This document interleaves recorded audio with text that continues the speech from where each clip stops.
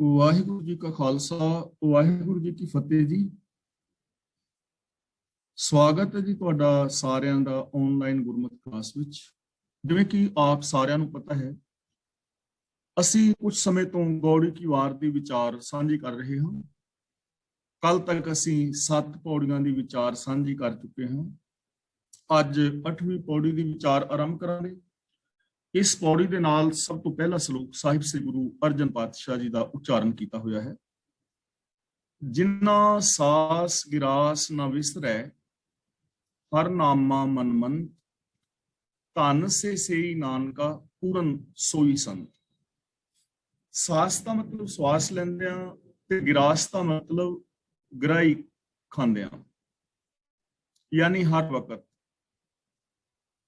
ਹਰ ਨਾਮਾ ਦਾ ਮਤਲਬ ਹੁਕਮ, ਮੰਤ ਦਾ ਮਤਲਬ ਉਪਦੇਸ਼ ਯਾਨੀ ਗੁਣ।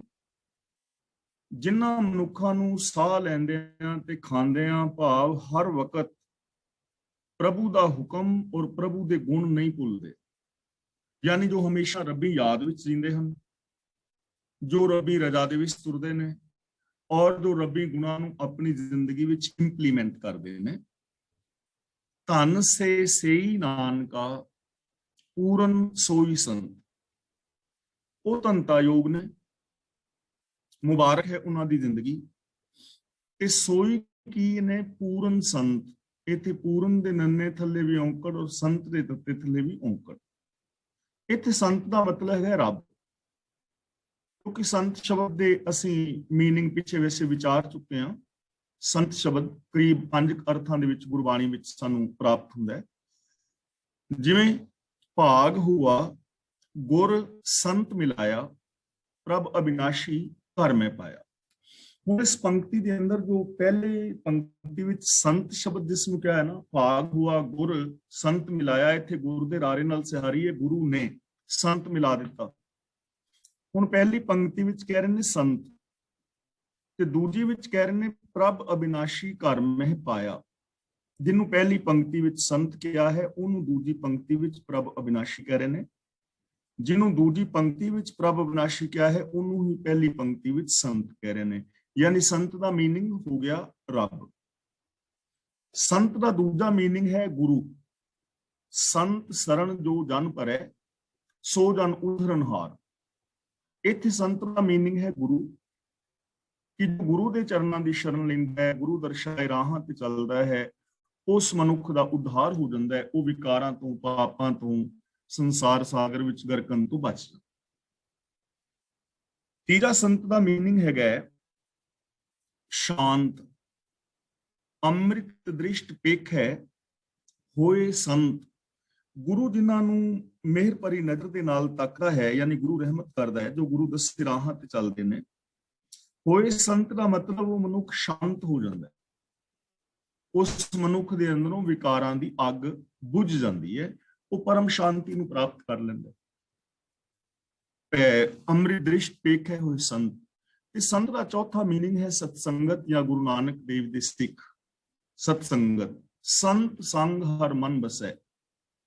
ਇੱਥੇ ਸੰਤ ਸੰਗ ਦਾ ਮਤਲਬ ਸਤਸੰਗਤ, ਜੋ ਗੁਰੂ ਪਿਆਰੇ ਨੇ, ਸਚਿਆਰ ਨੇ, ਉਹਨਾਂ ਦੀ ਸੰਗਤ ਦੇ ਵਿੱਚ ਪ੍ਰਭੂ ਮਨ ਦੇ ਅੰਦਰ ਵਸ ਜਾਂਦਾ ਹੈ। ਤੇ ਪੰਜਵਾਂ ਮੀਨਿੰਗ ਹੈ ਦਾਸ ਜਾਂ ਪਿਆਰਾ। ਸੰਤ ਪ੍ਰਹਿਲਾਦ ਕੀ ਪੈਜ ਜਿਨ ਰਾਖੀ, ਯਾਨੀ ਦਾਸ। ਤਾਂ ਇੱਥੇ ਸੰਤ ਦਾ ਮੀਨਿੰਗ ਹੈ ਰੱਬ, ਕਿਉਂਕਿ ਪੂਰਨ ਰੱਬ ਹੈ ਨਾ। ਧਨ ਸੇ ਸੇਈ ਨਾਨਕਾ ਪੂਰਨ ਸੋਈ ਸੰਤ। ਉਹ ਇਨਸਾਨ ਰੱਬ ਦਾ ਰੂਪ ਹੋ ਜਾਂਦੇ ਨੇ, ਰੱਬ ਵਰਗੇ ਹੀ ਹੋ ਜਾਂਦੇ ਨੇ। ਕੌਣ? ਜਿਨ੍ਹਾਂ ਸਾਸ ਗਿਰਾਸ ਨਾ ਵਿਸਰੈ, ਹਰ ਨਾਮਾ ਮਨ ਮੰਤ। ਜਿਨ੍ਹਾਂ ਨੂੰ ਸਵਾਸ ਲੈਂਦਿਆਂ ਵੀ ਔਰ ਗਰਾਹੀ ਮੂੰਹ ਚ ਪਾਉਂਦਿਆਂ ਵੀ ਭਾਵ ਹਰ ਸਮੇਂ ਰੱਬੀ ਹੁਕਮ ਔਰ ਰੱਬੀ ਗੁਣ ਨਹੀਂ ਭੁੱਲਦੇ। ਭਾਵ ਅਰਥ ਹੈ ਕਿ ਜੋ ਰੱਬ ਦੀ ਰਜ਼ਾ ਵਿੱਚ ਤੁਰਦੇ ਨੇ ਔਰ ਰੱਬੀ ਗੁਣਾਂ ਨੂੰ ਇੰਪਲੀਮੈਂਟ ਕਰਦੇ ਨੇ, ਉਹ ਲੋਕ ਧੰਤਾ ਯੋਗ ਨੇ ਔਰ ਉਹ ਰੱਬ ਵਰਗੇ ਹੀ ਹੋ ਜਾਂਦੇ ਨੇ। ਰੱਬ ਵਿੱਚ ਉਹਨਾਂ ਵਿੱਚ ਕੋਈ ਫਰਕ ਨਹੀਂ ਹੁੰਦਾ। ਜਿਉਂ ਜਲ ਮੈਂ ਜਲ ਆਏ ਖਟਾਨਾ, ਤਿਉਂ ਜੋਤੀ ਸੰਜੋਤ ਸਮਾਨਾ ਵਾਲੀ ਅਵਸਥਾ ਉਹਨਾਂ ਦੀ ਹੋ ਜਾਂਦੀ ਹੈ। ਜਿਵੇਂ ਭਗਤ ਕਬੀਰ ਜੀ ਕਹਿੰਦੇ ਹਨ, ਅਬ ਤੋ ਜਾਏ ਚੜ੍ਹੇ ਸਿੰਘਾਸਨ, ਮਿਲੇ ਹੈ ਸਾਰਿੰਗ ਪਾਣੀ, ਰਾਮ ਕਬੀਰਾ ਏਕ ਭੈ ਹੈ ਕੋਈ ਨਾ ਸਕੇ ਪਛਾਣ। ਜਾਂ ਬਾਣੀ ਵਿੱਚ ਹੋਰ ਥਾਂ ਆਉਂਦਾ ਹੈ, ਜਿਨ ਜਾਤਾ ਸੋ ਤਿਸ ਹੀ ਜਿਹਾ, ਭੇਦ ਨਾ ਜਾਣੋ ਮਾਨਸ ਦੇਹਾ। ਜਿਸ ਨੇ ਉਸ ਪ੍ਰਭੂ ਨੂੰ ਜਾਣ ਲਿਆ ਉਸ ਰੱਬ ਵਰਗਾ ਹੀ ਹੋ ਜਾਂਦਾ। ਤਾਂ ਦੇਖੋ ਕਿੰਨਾ ਸੌਖਾ ਸਾਧਨ ਪ੍ਰਭੂ ਮਿਲਾਪ ਦਾ, ਰੱਬ ਵਰਗੇ ਹੋਣ ਦਾ ਗੁਰੂ ਜੀ ਸਾਨੂੰ ਦੱਸ ਰਹੇ ਨੇ। ਰੱਬੀ ਹੁਕਮ ਵਿੱਚ ਤੁਰਨਾ ਔਰ ਰੱਬੀ ਗੁਣਾਂ ਨੂੰ ਆਪਣੀ ਜ਼ਿੰਦਗੀ ਵਿੱਚ ਇੰਪਲੀਮੈਂਟ ਕਰਨਾ ਉਸ ਮਨੁੱਖ ਦੀ ਜ਼ਿੰਦਗੀ ਧਨਤਾਯੋਗ ਹੈ ਔਰ ਉਹ ਪੂਰਨ ਰੱਬ ਵਰਗਾ ਹੀ ਹੋ ਜਾਂਦਾ ਹੈ, ਰੱਬ ਦਾ ਰੂਪ ਹੋ ਜਾਂਦਾ ਹੈ। ਮਹਿਲਾ ਪੰਜਵਾਂ। ਅੱਠੇ ਪਹਿਰ ਭੌਂਦਾ ਫਿਰੈ ਖਾਵਣ ਸੰਦੜੈ ਸੂਲ। ਹੁਣ ਦੂਜੇ ਮਨੁੱਖ ਦੀ ਗੱਲ ਕਰਦੇ ਨੇ। ਇੱਕ ਤਾਂ ਐਸੇ ਇਨਸਾਨ ਨੇ ਜਿਨ੍ਹਾਂ ਨੂੰ ਪ੍ਰਭੂ ਦੇ ਗੁਣ ਕਦੇ ਵੀ ਨਹੀਂ ਭੁੱਲਦੇ, ਰੱਬ ਦੀ ਰਜ਼ਾ ਕਦੇ ਵੀ ਨਹੀਂ ਭੁੱਲਦੀ, ਜੋ ਰੱਬੀ ਰਜ਼ਾ ਵਿੱਚ ਤੁਰਦੇ, ਰੱਬੀ ਗੁਣਾਂ ਨੂੰ ਇੰਪਲੀਮੈਂਟ ਕਰਦੇ, ਰੱਬ ਵਰਗੇ ਹੀ ਹੋ ਜਾਂਦੇ ਨੇ। ਇੱਕ ਤੇ ਉਹ ਨੇ। ਦੂਜੀ ਕਿਸਮ ਦਾ ਇਨਸਾਨ ਉਹ ਹੈ ਅੱਠੇ ਪਹਿਰ ਭੌਂਦਾ ਫਿਰੈ। ਭੌਂਦਾ ਫਿਰੇ ਦਾ ਮਤਲਬ ਘੁੰਮਦਾ ਰਹਿੰਦਾ ਹੈ, ਭਟਕਦਾ ਰਹਿੰਦਾ ਹੈ। ਖਾਵਣ ਸੰਦੜੈ। ਸੰਦੜੈ ਦਾ ਮਤਲਬ ਹੈ ਦੇ। ਖਾਵਣ ਦਾ ਮਤਲਬ ਖਾਣਾ। ਖਾਵਣ ਸੰਦੜੇ ਦਾ ਮਤਲਬ ਖਾਣ ਦੇ ਆਰ ਵਿੱਚ। ਸੂਲ ਦਾ ਮਤਲਬ ਖਾਣ ਦੇ ਦੁੱਖ ਵਿੱਚ। ਯਾਨੀ ਜਿਹੜਾ ਇਨਸਾਨ ਦਿਨ ਰਾਤ ਖਾਣ ਦੇ ਦੁੱਖ ਵਿੱਚ ਹੀ ਭਟਕਦਾ ਫਿਰੇ। ਖਾਣ ਦਾ ਮਤਲਬ ਚਸਕੇ, ਵਿਕਾਰ। ਹੁਣ ਦੇਖੋ ਪ੍ਰਸ਼ਾਦਾ ਪਾਣੀ ਤਾਂ ਜਿਹੜਾ ਰੱਬ ਦੇ ਗੁਣ ਗਾਉਂਦਾ ਹੈ ਉਹ ਵੀ ਛਕਦਾ ਹੈ, ਕੱਪੜੇ ਉਹ ਵੀ ਪਹਿਨਦਾ ਹੈ, ਕਿਰਤਕਾਰ ਉਹ ਵੀ ਕਰਦਾ ਹੈ, ਪਰ ਉਹਨੇ ਸੱਚ ਨੂੰ ਨਹੀਂ ਵਿਸਾਰਿਆ, ਉਹਨੇ ਰੱਬੀ ਗੁਣਾਂ ਨੂੰ ਨਹੀਂ ਵਿਸਾਰਿਆ। ਉਹ ਰੱਬੀ ਰਜ਼ਾ ਦੇ ਅੰਦਰ ਚੱਲ ਰਿਹਾ ਹੈ ਤੇ ਸੱਚ ਨੂੰ ਆਧਾਰ ਬਣਾ ਕੇ ਜ਼ਿੰਦਗੀ ਜੀ ਰਿਹਾ। ਦੂਜਾ ਬੰਦਾ ਹੈ ਕੇਵਲ ਚਸਕਿਆਂ ਵਾਸਤੇ ਜੀ ਰਿਹਾ ਹੈ, ਚਸਕਿਆਂ ਵਾਸਤੇ। ਕਿਤੇ ਪਰਤਰੇ ਪਰਤਨ ਰੂਪ ਨੂੰ ਤੱਕਣ ਲਈ ਫਿਰਦਾ ਹੈ, ਕਿਤੇ ਨਿੰਦਾ ਚੁਗਲੀ ਝੂਠ ਫਰੇਬ ਵਾਸਤੇ ਫਿਰਦਾ ਹੈ, ਕਿਤੇ ਬੇਗਾਨੇ ਹੱਕ ਖਾਣ ਲਈ ਫਿਰਦਾ ਹੈ। ਜਿਹੜਾ ਬੰਦਾ ਸਾਰੀ ਜ਼ਿੰਦਗੀ ਰੱਬ ਨੂੰ ਵਿਸਾਰ ਕੇਵਲ ਖਾਣ ਦੇ ਆਹਾਰ ਵਿੱਚ, ਚਸਕਿਆਂ ਦੇ ਵਿੱਚ ਹੀ ਫਿਰਦਾ ਰਹਿੰਦਾ ਹੈ, ਦੋਜਕ ਪਾਉਂਦਾ ਕਿਉਂ ਰਹੇ ਜਾਂ ਚਿੱਤ ਨਾ ਹੋਏ ਰਸੂਲ। ਦੋਜਕ ਦਾ ਮਤਲਬ ਨਰਕ ਵਿੱਚ। ਹਿੰਦੂ ਵੀਰ ਨਰਕ ਕਹਿੰਦੇ ਨੇ, ਮੁਸਲਮਾਨ ਦੋਜਕ ਕਹਿੰਦੇ ਨੇ। ਗੱਲ ਕਿਸੇ ਮੁਸਲਮਾਨ ਵੀਰ ਨਾਲ ਹੋ ਰਹੀ ਵਾਲੀ ਬੋਲੀ ਵਰਤ ਰਹੇ ਨੇ,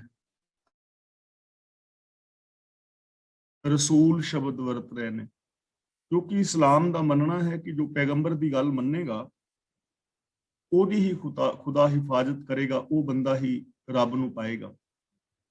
ਤਾਂ ਹੁਣ ਗੁਰੂ ਜੀ ਕਹਿੰਦੇ ਨੇ ਜਾਂ ਚਿੱਤ ਨਾ ਹੋਏ ਰਸੂਲ। ਚਿੱਤ ਦਾ ਮਤਲਬ ਚਿੱਤ ਵਿੱਚ, ਰਸੂਲ ਦਾ ਮਤਲਬ ਰਸੂਲ ਦੇ ਜ਼ਰੀਏ, ਗੁਰੂ ਦੇ ਜ਼ਰੀਏ।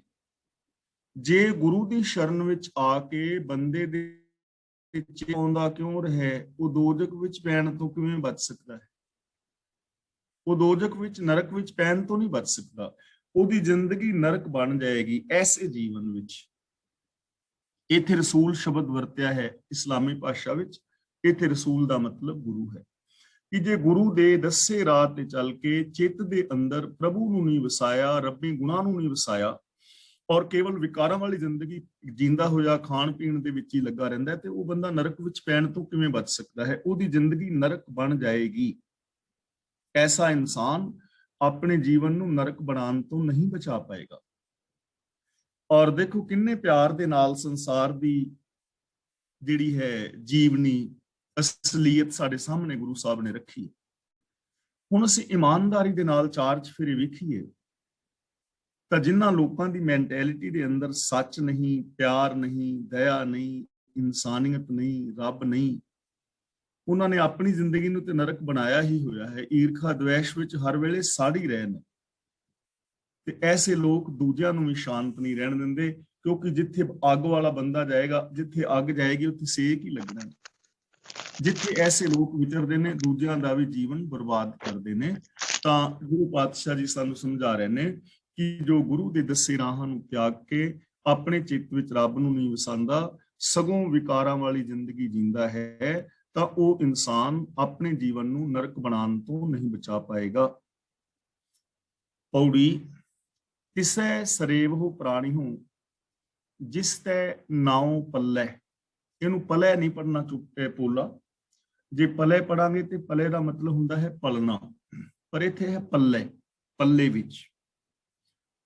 कि हे प्राणियों, हे वीरो भरावो, हे बंदियो, हे इंसानों, हे मनुखो, उस गुरु की सेवा करो जिस ते पल्ले नाम है, जिस ते पल्ले रब्बी गुण ने, जिन्हों हुक्म की सूझ है, ਉਹਦੇ ਚਰਨਾਂ ਦੀ ਸ਼ਰਨ ਲਓ। ਐਸੇ ਗੁਰੂ ਦੇ ਚਰਨਾਂ ਦੀ ਸ਼ਰਨ ਲਓ ਜੋ ਤੁਹਾਨੂੰ ਪ੍ਰਭੂ ਦੇ ਨਾਮ ਨਾਲ, ਰੱਬੀ ਗੁਣਾਂ ਨਾਲ, ਰੱਬੀ ਹੁਕਮ ਦੇ ਨਾਲ ਜੋੜ ਸਕੇ। ਤਾਂ ਇਹ ਜੀਵਨ ਜਿਹੜਾ ਹੈ ਸਫਲ ਹੋ ਸਕਦਾ ਹੈ। ਅਸੀਂ ਆਪਣੇ ਜੀਵਨ ਨੂੰ ਨਰਕ ਹੋਣ ਤੋਂ ਬਚਾ ਸਕਦੇ ਹਾਂ ਜੇ ਅਸੀਂ ਗੁਰੂ ਦੇ ਚਰਨਾਂ ਦੀ ਸ਼ਰਨ ਲਈਏ ਔਰ ਗੁਰੂ ਤੋਂ ਗਿਆਨ ਦੀ ਪ੍ਰਾਪਤੀ ਕਰਕੇ ਆਪਣੇ ਜੀਵਨ ਨੂੰ ਅਸੀਂ ਸਫਲ ਕਰ ਸਕਦੇ ਹਾਂ। ਤਾਂ ਉਸ ਗੁਰੂ ਦੀ ਸੇਵਾ ਕਰੋ, ਮਤਲਬ ਉਸ ਗੁਰੂ ਦੇ ਦੱਸੇ ਰਾਹਾਂ ਤੇ ਤੁਰੋ। ਜਦੋਂ ਗੁਰੂ ਦੇ ਰਾਹਾਂ ਤੇ ਤੁਰਾਂਗੇ ਤਾਂ ਉਹਦਾ ਫਾਇਦਾ ਕੀ ਹੋਏਗਾ, ਲਾਭ ਕੀ ਹੋਏਗਾ, ਉਹਦਾ ਰਿਜ਼ਲਟ ਕੀ ਨਿਕਲੇਗਾ। ਗੁਰੂ ਜੀ ਕਹਿੰਦੇ ਨੇ ਇੱਥੇ ਰਹੋ ਸੁਹੇਲਿਆ, ਅੱਗੇ ਨਾਲ ਚੱਲੇ। ਇੱਥੇ ਤੁਸੀਂ ਸੁਹੇਲਿਆ ਦਾ ਮਤਲਬ ਖੁਸ਼ ਰਹੋਗੇ, ਪ੍ਰਸੰਨ ਰਹੋਗੇ। ਇੱਥੇ ਦਾ ਮਤਲਬ ਆ ਜੋ ਸਮਾਂ ਬੀਤ ਰਿਹਾ ਹੈ ਵਰਤਮਾਨ, ਅੱਗੇ ਨਾਲ ਚੱਲੇ, ਅੱਗੇ ਦਾ ਮਤਲਬ ਫਿਊਚਰ, ਤੇ ਉਹ ਜਿਹੜਾ ਸੁੱਖ ਹੈ ਤੁਹਾਡੇ ਫਿਊਚਰ ਵਿੱਚ ਵੀ ਨਾਲ ਚੱਲੇਗਾ। ਭਾਵ ਤੁਸੀਂ ਹਰ ਵੇਲੇ ਸੁਖੀ ਔਰ ਸ਼ਾਂਤ ਰਹਿ ਸਕੋਗੇ। ਇਹਾਂ ਖਾਟ ਚੱਲੋ ਹਰ ਲਾਹਾ, ਆਗੇ ਬਸਨ ਸੁਹੇਲਾ। ਜੇ ਤੁਸੀਂ ਵਰਤਮਾਨ ਦੇ ਅੰਦਰ ਰੱਬੀ ਗੁਣਾਂ ਦਾ ਲਾਹਾ ਖੱਟੋਗੇ ਤਾਂ ਅੱਗੇ ਜਿਹੜਾ ਫਿਊਚਰ ਹੈ ਉਹ ਤੁਹਾਡਾ ਸੁਖੀ ਔਰ ਸ਼ਾਂਤ ਹੋਏਗਾ। ਹੁਣ ਇਹਨਾਂ ਚੀਜ਼ਾਂ ਨੂੰ ਦੁਨਿਆਵੀ ਮਿਸਾਲਾਂ ਛੋਟੀਆਂ ਛੋਟੀਆਂ ਨਾਲ ਜੇ ਅਸੀਂ ਸਮਝੀਏ ਤਾਂ ਜਿਹੜਾ ਬੱਚਾ ਅੱਜ ਮਿਹਨਤ ਕਰੇਗਾ, ਸਕੂਲ ਦੀ ਪੜ੍ਹਾਈ ਕਰੇਗਾ, ਹੋਮਵਰਕ ਵਗੈਰਾ ਠੀਕ ਢੰਗ ਨਾਲ ਕਰੇਗਾ ਤਾਂ ਅੱਗੇ ਆਉਣ ਵਾਲੇ ਟਾਈਮ ਵਿੱਚ ਪੇਪਰਾਂ ਵਿੱਚ ਉਹ ਚੰਗੇ ਨੰਬਰ ਲੈ ਕੇ ਪਾਸ ਹੋਏਗਾ ਔਰ ਉਹ ਬੱਚਾ ਹੀ ਆਪਣੀ ਮੰਜ਼ਿਲ ਦੇ ਉੱਤੇ ਪਹੁੰਚੇਗਾ।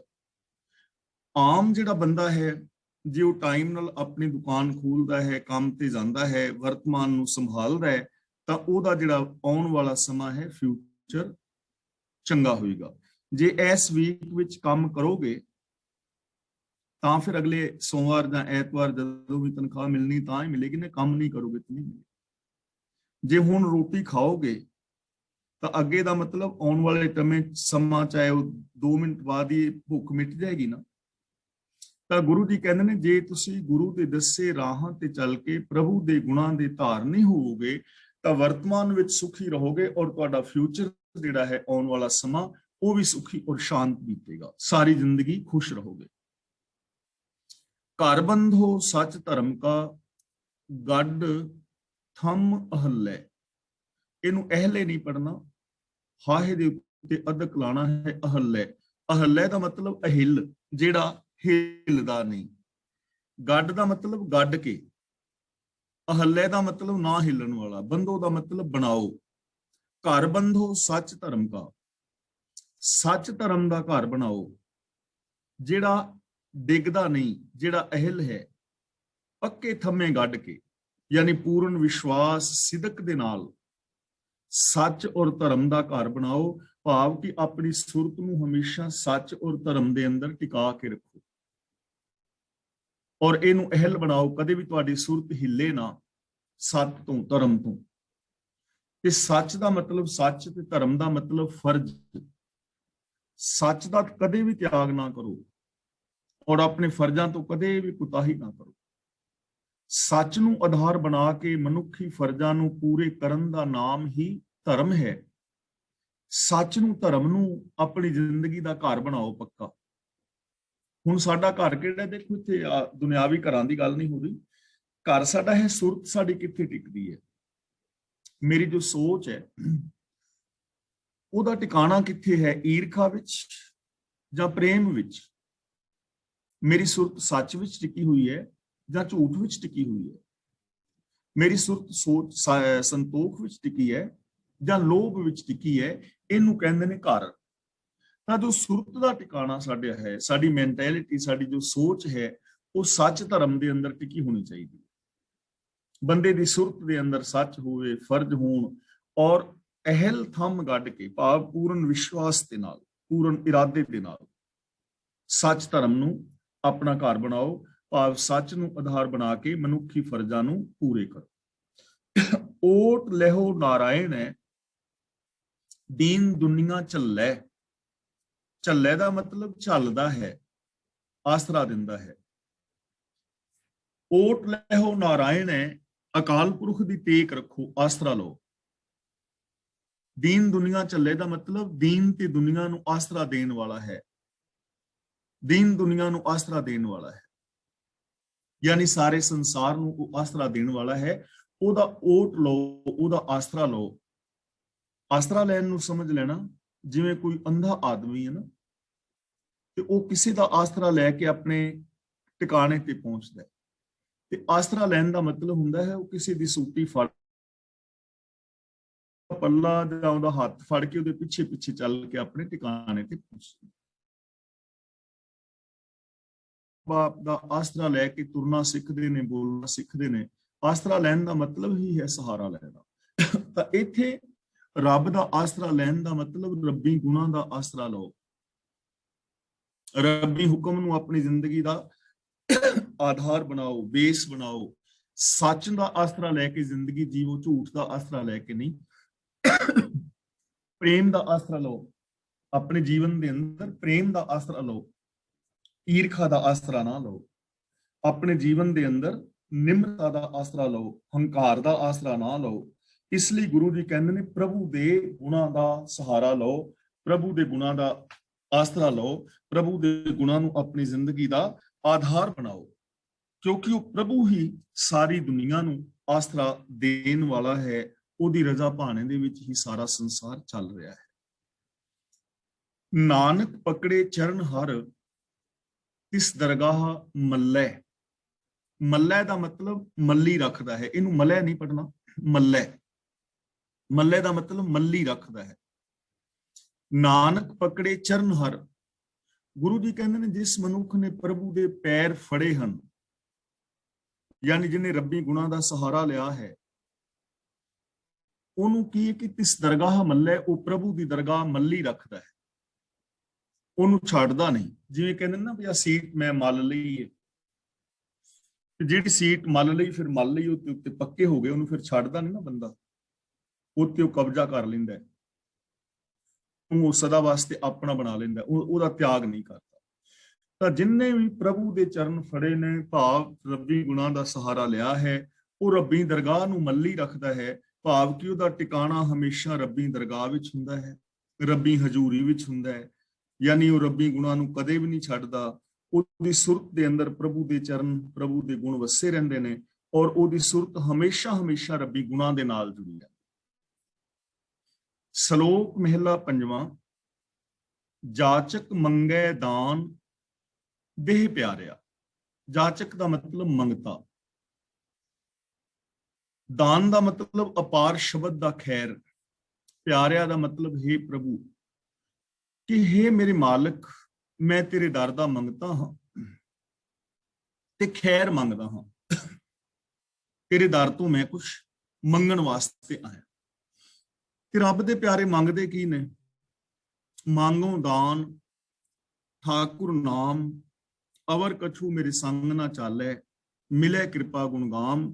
ਕਿ हे ਪ੍ਰਭੂ, ਮੈਂ ਤੇਰੇ ਹੁਕਮ ਦੀ ਦਾਤ ਮੰਗਦਾ ਹਾਂ, ਤੇਰੇ ਗੁਣਾਂ ਦੀ ਦਾਤ ਮੰਗਦਾ ਹਾਂ, ਕਿਉਂਕਿ ਹੋਰ ਕੋਈ ਵੀ ਸ਼ੈ ਮੇਰੇ ਆਤਮਿਕ ਜੀਵਨ ਵਿੱਚ ਮੇਰੇ ਨਾਲ ਨਹੀਂ ਚੱਲਦੀ। ਮੇਰੇ ਆਤਮਿਕ ਜੀਵਨ ਦੇ ਅੰਦਰ ਹੋਰ ਕੋਈ ਵੀ ਸਹਾਰਾ ਨਹੀਂ ਬਣਦਾ, ਚਾਹੇ ਉਹ ਵਰਤਨ ਰਾਤੇ ਸਰਾਧ ਨੇ, ਜਾਂ ਉਹ ਤੀਰਥ ਯਾਤਰਾਵਾਂ, ਜਾਂ ਹੋਰ ਕਰਮ ਕਾਂਡ ਨੇ, ਉਹ ਆਤਮਿਕ ਜੀਵਨ ਵਿੱਚ ਸਹਾਰਾ ਨਹੀਂ ਬਣਦੇ। ਕੇਵਲ ਪ੍ਰਭੂ ਦੇ ਗੁਣ ਹੀ ਆਤਮਿਕ ਜੀਵਨ ਵਿੱਚ ਸਹਾਰਾ ਬਣਦੇ ਨੇ। ਇਸ ਲਈ हे ਮਾਲਕ, ਮੈਂ ਤੇਰੇ ਤੋਂ ਦਾਨ ਮੰਗਦਾ ਹਾਂ, ਦਾਤ ਮੰਗਦਾ ਹਾਂ, ਹੁਕਮ ਦੇ ਅੰਦਰ ਰਹਿਣ ਦਾ। हे ਮਾਲਕ, ਮੈਨੂੰ ਇਹ ਦਾਤ ਦੇ, ਮੈਨੂੰ ਬਲ ਬਖਸ਼ ਕਿ ਮੈਂ ਤੇਰੇ ਹੁਕਮ ਵਿੱਚ ਤੁਰ ਸਕਾਂ। ਦੇਵਨਹਾਰ ਦਾਤਾਰ, ਮੈਂ ਨਿਤ ਚਿਤਾਰਿਆ। ਚਿਤਾਰਿਆ ਦਾ ਮਤਲਬ ਚੇਤੇ ਕਰਦਾ ਹਾਂ। ਦੇਵਨਹਾਰ ਦਾ ਮਤਲਬ ਤੂੰ ਦਾਤਾਂ ਦੇਣ ਵਾਲਾ ਹੈ, ਔਰ ਦਾਤਾਰ ਦਾ ਮਤਲਬ ਦੇਣ ਜੋਗਾ ਹੈ, ਦਾਤਾਂ ਦੇਣ ਦੇ ਸਮਰੱਥ ਹੈ। ਤੇ ਮੈਂ ਸਦਾ ਤੈਨੂੰ ਹੀ ਚੇਤੇ ਰੱਖਦਾ, ਤੂੰ ਹੀ ਮੇਰੇ ਚੇਤੇ ਵਿੱਚ ਹੈ, ਮੇਰੇ ਚਿੱਤ ਵਿੱਚ ਹੈ, ਮੇਰੀ ਯਾਦ ਦੇ ਅੰਦਰ ਸਿਰਫ ਤੂੰ ਹੈ। ਤੇ ਕੀ ਹੈ ਯਾਦ ਦੇ ਅੰਦਰ? ਕਿ ਦਾਤਾਂ ਦੇਣ ਵਾਲਾ ਸਿਰਫ ਤੂੰ ਹੈ, ਦਾਤਾਰ ਹੈ, ਦਾਤਾਂ ਤੇਰੇ ਹੱਥ ਵਿੱਚ ਨੇ। ਇਸ ਗੱਲ ਨੂੰ ਮੈਂ ਹਮੇਸ਼ਾ ਚੇਤੇ ਰੱਖਦਾ। ਔਰ ਇਹ ਗੱਲ ਹਮੇਸ਼ਾ ਚੇਤੇ ਰੱਖਣ ਵਾਲੀ ਵੀ ਹੈ। ਜੇ ਬੰਦਾ ਇਸ ਗੱਲ ਨੂੰ ਚੇਤੇ ਵਿੱਚ ਬਿਠਾ ਲੈ, ਇਸ ਗੱਲ ਨੂੰ ਸਮਝ ਲੈ, ਇਸ ਗੱਲ ਤੇ ਵਿਸ਼ਵਾਸ ਲੈ ਆਵੇ, ਤਾਂ ਫਿਰ ਇਹਦੀਆਂ ਬਹੁਤ ਵੱਡੀਆਂ ਵੱਡੀਆਂ ਸਮੱਸਿਆਵਾਂ ਹੱਲ ਹੋ ਜਾਣਗੀਆਂ। ਧਰਮ ਦੇ ਨਾਮ ਤੇ ਜੋ ਲੁੱਟ ਖਸੁੱਟ ਆਰਥਿਕ ਔਰ ਮਾਨਸਿਕ ਤੌਰ ਤੇ ਹੁੰਦੀ ਹੈ, ਉਹ ਖਤਮ ਹੋ ਜਾਏਗੀ। ਜੇ ਗੱਲ ਸਮਝ ਆ ਜਾਏ ਨਾ ਕਿ ਦਾਤਾ ਇੱਕੋ ਹੀ ਹੈ, ਦਾਤਾ ਏਕ ਹੈ, ਸਭ ਕੋ ਦੇਵਨਹਾਰ, ਤੇ ਸਾਰਿਆਂ ਨੂੰ ਦਾਤਾ ਦੇਣ ਵਾਲਾ ਇੱਕ ਹੀ ਹੈ, ਦੂਜਾ ਦਾਤਾ ਹੈ ਹੀ ਨਹੀਂ। ਤੇ ਜਦੋਂ ਦੂਜਾ ਦਾਤਾ ਹੈ ਹੀ ਨਹੀਂ, ਕਿਤੋਂ ਹੋਰ ਦਾਤ ਮਿਲਣੀ ਹੀ ਨਹੀਂ, ਤੇ ਬੰਦਾ ਦੂਜੀ ਜਗ੍ਹਾ ਤੇ ਫਿਰ ਦਾਤ ਮੰਗਣ ਜਾਏਗਾ ਹੀ ਨਹੀਂ, ਕਿਉਂਕਿ ਦਾਤਾ ਹੀ ਇੱਕ ਹੈ ਨਾ। ਫਿਰ ਮੜੀਆਂ ਤੇ ਅਰਦਾਸ ਕਿਵੇਂ ਕਰੋਗੇ ਜਾ ਕੇ? ਫਿਰ ਕਿਸੇ ਪੀਰ ਤੇ ਦੀਵਾ ਜਗਾਣ ਕਿਉਂ ਜਗਾਓਗੇ? ਕਿਉਂਕਿ ਤੁਹਾਨੂੰ ਪਤਾ ਹੋਵੇਗਾ ਕਿ ਦਾਤਾ ਇੱਕੋ ਹੀ ਹੈ, ਇੱਕ ਸਿਸਟਮ ਦੇ ਵਿੱਚ ਹੀ ਦਾਤ ਮਿਲਣੀ ਹੈ। ਜਿਹੜਾ ਪੀਰ ਆਪ ਮਰਿਆ ਪਿਆ ਥੱਲੇ 10 ਫੁੱਟ ਦੱਬਿਆ ਹੋਇਆ ਹੈ, ਉਹ ਮੈਨੂੰ ਜੀਵਨ ਨਹੀਂ ਦੇ ਸਕਦਾ। ਇਹ ਗੱਲ ਦੀ ਸਮਝ ਆ ਜਾਏਗੀ। ਜਦੋਂ ਇਸ ਗੱਲ ਦੀ ਸਮਝ ਆ ਜਾਏ ਕਿ ਦਾਤਾ ਏਕ ਹੈ, ਕਿ ਦਾਤਾ ਹੈ ਹੀ ਇੱਕ, ਤਾਂ ਫਿਰ ਕਿਸੇ ਬਾਬੇ ਦੇ ਕੋਲ ਨਹੀਂ ਜਾਵਾਂਗੇ ਕਿ ਬਾਬਾ ਜੀ ਸਾਡੇ ਘਰ ਨਾਣੇ ਨਹੀਂ ਹੁੰਦੇ, ਜਾਂ ਸਾਡੇ ਘਰ ਮਤਲਬ ਸਾਡਾ ਮੁਕੱਦਮਾ ਨਹੀਂ ਜਿੱਤਦਾ। ਫਿਰ ਐਸੀ ਲੁੱਟ ਖਸੁੱਟ ਜਿਹੜੀ ਉਹ ਖਤਮ ਹੋ ਜਾਏਗੀ। ਫਿਰ ਬੰਦਾ ਇਹਨਾਂ ਚੀਜ਼ਾਂ ਤੇ ਵਿਸ਼ਵਾਸ ਨਹੀਂ ਕਰੇਗਾ। ਫਿਰ ਬੰਦਾ ਕਿਉਂ ਜੋਤਸ਼ੀ ਨੂੰ ਹੱਥ ਵਿਖਾਏਗਾ ਕਿ ਮੇਰੀ ਕਿਸਮਤ ਵਿੱਚ ਕੀ ਲਿਖਿਆ ਹੈ? ਕਿਉਂਕਿ ਉਹਨੂੰ ਸਮਝ ਆ ਗਈ ਨਾ, ਦਾਤਾ ਏਕ ਹੈ, ਦਾਤਾ ਦੇਣ ਵਾਲਾ ਇੱਕੋ ਹੀ ਹੈ। ਕਿਉਂ? ਇੱਕ ਸਿਸਟਮ ਹੈ, ਉਸ ਸਿਸਟਮ ਦੇ ਅੰਦਰ ਦਾਤ ਮਿਲਣੀ ਹੈ ਹਰ ਇੱਕ ਨੂੰ, ਸਿਸਟਮ ਤੋਂ ਬਾਹਰ ਨਹੀਂ। ਮਿਸਾਲ ਵਜੋਂ, ਜੇ ਕੋਈ ਬੱਚਾ ਇੰਜੀਨੀਅਰ ਬਣਨਾ ਚਾਹੁੰਦਾ ਹੈ, ਤਾਂ ਉਹਦੇ ਵਾਸਤੇ ਸਿਸਟਮ ਹੈ ਕਿ ਉਹਨੂੰ ਇੰਜੀਨੀਅਰਿੰਗ ਦੀ ਪੜ੍ਹਾਈ ਕਰਨੀ ਪੈਗੀ ਨਾ। ਕਿ ਜੇ ਬੱਚਾ ਕਹੇ ਕਿ ਮੈਂ ਪੜ੍ਹਾਈ ਹਿਸਟਰੀ ਦੀ ਕਰਾਂ ਤੇ ਬਣ ਇੰਜੀਨੀਅਰ ਜਾਵਾਂ, ਐਵੇਂ ਹੋਣਾ ਨਹੀਂ ਨਾ, ਕਿਉਂਕਿ ਸਿਸਟਮ ਇੱਕ ਹੀ ਹੈ ਸਾਰਿਆਂ ਵਾਸਤੇ। ਹੁਣ ਅੱਖ ਦਾ ਆਪਰੇਸ਼ਨ ਜੇ ਕਰਾਣਾ ਹੈ, ਅੱਖ ਦਾ ਇਲਾਜ, ਤਾਂ ਅੱਖਾਂ ਵਾਲੇ ਡਾਕਟਰ ਕੋਲ ਹੀ ਜਾਵਾਂਗੇ ਨਾ। ਅੱਖਾਂ ਵਾਲਾ ਡਾਕਟਰ ਜਿਹੜਾ ਸਪੈਸ਼ਲਿਸਟ ਹੈ, ਉਹੀ ਇਸ ਚੀਜ਼ ਨੂੰ ਕਰ ਸਕੇਗਾ ਨਾ। ਤੇ ਜੇ ਬੰਦਾ ਮਤਲਬ ਇਸ ਚੀਜ਼ ਨੂੰ ਸਮਝੇਗਾ ਹੀ ਨਹੀਂ, ਜੇਕਰ ਉਹਦੇ ਮਨ ਦੇ ਵਿੱਚ ਇਹ ਚੀਜ਼ ਆ ਜਾਏ ਕਿ ਮੈਂ ਕਿਸੇ ਸਰਗੀ ਵਾਲੀ ਦੁਕਾਨ ਤੋਂ ਜਾ ਕੇ ਆਪਰੇਸ਼ਨ ਕਰਾ ਲਵਾਂ, ਤੇ ਸਰਗੀ ਵਾਲੀ ਦੁਕਾਨ ਤੇ ਜਾ ਕੇ ਕਹੇ ਮੇਰੀ ਅੱਖ ਖਰਾਬ ਹੈ ਤੇ ਮੇਰੀ ਅੱਖ ਦਾ ਆਪਰੇਸ਼ਨ ਕਰੋ, ਤਾਂ ਕਰ ਨਹੀਂ ਸਕਣਗੇ। ਜ਼ਿਆਦਾ ਕਰੇਗਾ ਤਾਂ ਉਹ ਤਾਂ ਸਰੀਆ ਮਾਰ ਕੇ ਆਨਾ ਕੱਢ ਹੀ ਸਕਦੇ ਨਾ, ਆਪਰੇਸ਼ਨ ਨਹੀਂ ਨਾ ਕਰ ਪਾਏਗਾ। ਸਿਸਟਮ ਹੈ ਨਾ ਇੱਕ ਸਾਰਾ। ਜੇ ਗੱਲ ਦੀ ਸਮਝ ਆ ਜਾਏ ਤਾਂ ਬੰਦਾ ਫਿਰ ਰੱਬੀ ਰਜ਼ਾ ਨੂੰ, ਭਾਣੇ ਨੂੰ ਫੋਲੋ ਕਰੇਗਾ। ਦੇਵਨਹਾਰ ਦਾਤਾਰ ਮੈਂ ਨਿਤ ਚਿਤਾਰਿਆ, ਕਿ ਦੇਵਨ ਵਾਲੇ ਦਾਤੇ ਨੂੰ ਮੈਂ ਹਰ ਵਕਤ ਚੇਤੇ ਰੱਖਦਾ ਹਾਂ ਕਿ ਹਰ ਦਾਤ ਉਹਦੇ ਹੁਕਮ, ਰਜ਼ਾ, ਭਾਣੇ, ਸਿਸਟਮ ਦੇ ਅੰਦਰ ਹੈ, ਉਹਦੇ ਤੋਂ ਬਾਹਰ ਨਹੀਂ ਹੈ। ਅਗਲਾ ਬਚਨ ਕਰਦੇ ਨੇ, ਨਿਖੁੱਟ ਨਾ ਜਾਈ ਮੂਲ ਅਤੁੱਲ ਭੰਡਾਰਿਆ। ਅਤੁੱਲ ਦਾ ਮਤਲਬ ਜਿਹੜੇ ਤੋਲੇ ਨਾ ਜਾ ਸਕਣ, ਬੇਅੰਤ। ਨਿਖੁੱਟ ਦਾ ਮਤਲਬ ਹੁੰਦਾ ਹੈ ਮੁੱਕਣਾ। ਤੇਰਾ ਖਜ਼ਾਨਾ ਬੇਅੰਤ ਹੈ, ਮੂਲੋਂ ਹੀ ਕਦੇ ਨਿਖੁੱਟਦਾ ਨਹੀਂ, ਮੁੱਕਦਾ ਨਹੀਂ। ਤੇਰੀਆਂ ਦਾਤਾਂ ਕਦੇ ਨਹੀਂ ਮੁੱਕਦੀਆਂ, ਰੱਬ ਦੀਆਂ ਦਾਤਾਂ ਕਦੇ ਵੀ ਨਹੀਂ ਮੁੱਕਦੀਆਂ। ਅਮੁੱਕ ਖਜ਼ਾਨਾ ਹੈ, ਤੇ ਇਹ ਚੀਜ਼ ਸਮਝਣੀ ਹੈ। ਉਹ ਅਮੁੱਕ ਖਜ਼ਾਨਾ ਸਾਡੇ ਸਾਰਿਆਂ ਦੇ ਅੰਦਰ ਪਿਆ ਹੋਇਆ ਹੈ।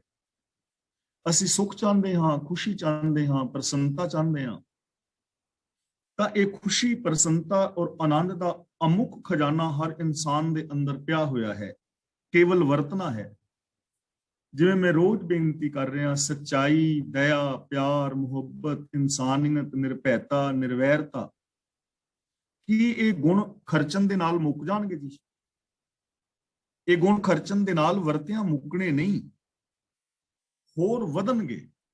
ਤੇ ਜਿਵੇਂ ਜਿਵੇਂ ਇਹਨਾਂ ਗੁਣਾਂ ਨੂੰ ਵਰਤੋਗੇ, ਖੁਸ਼ੀ ਵੀ ਹਰ ਟਾਈਮ ਵਧੇਗੀ, ਕਿਉਂਕਿ ਖੁਸ਼ੀ ਔਰ ਪ੍ਰਸੰਨਤਾ ਇਹਨਾਂ ਗੁਣਾਂ ਕਰਕੇ ਹੈ। ਖੁਸ਼ੀ, ਪ੍ਰਸੰਨਤਾ ਇਹਨਾਂ ਗੁਣਾਂ ਕਰਕੇ ਹੈ। ਜਿਵੇਂ ਸਰੀਰਕ ਸੁੱਖ ਹੈ, ਤਾਂ ਅਸੀਂ ਰੋਟੀ, ਕੱਪੜਾ, ਮਕਾਨ ਚਾਹੁੰਦੇ ਹਾਂ, ਤਾਂ ਇਹ ਦਾਤ ਕਦੇ ਵੀ ਨਹੀਂ ਮੁੱਕਦੀ ਹੈ। ਇਸ ਦੁਨੀਆ ਦੇ ਵਿੱਚ ਕੰਮ ਕਰੋ ਕੋਈ ਵੀ, ਤੇ ਕੰਮ ਕਰਕੇ ਆਪਣਾ ਰੋਟੀ, ਕੱਪੜੇ, ਮਕਾਨ ਦੀ ਲੋੜ ਤੁਸੀਂ ਪੂਰੀ ਕਰ ਸਕਦੇ ਹੋ। ਕੰਮ ਤਾਂ ਕਰਨਾ ਪਵੇਗਾ ਨਾ। ਦੂਜੀ ਗੱਲ ਹੈ ਕਿ ਸਾਨੂੰ ਮਾਨਸਿਕ ਸੁੱਖ ਚਾਹੀਦਾ ਹੈ, ਤੇ ਮਾਨਸਿਕ ਸੁੱਖ ਸਾਨੂੰ ਤਾਂ ਮਿਲਦਾ ਹੈ ਜਦੋਂ ਸਾਨੂੰ ਦੁਨੀਆ 'ਚੋਂ ਪਿਆਰ ਮਿਲੇ, ਸਤਿਕਾਰ ਮਿਲੇ।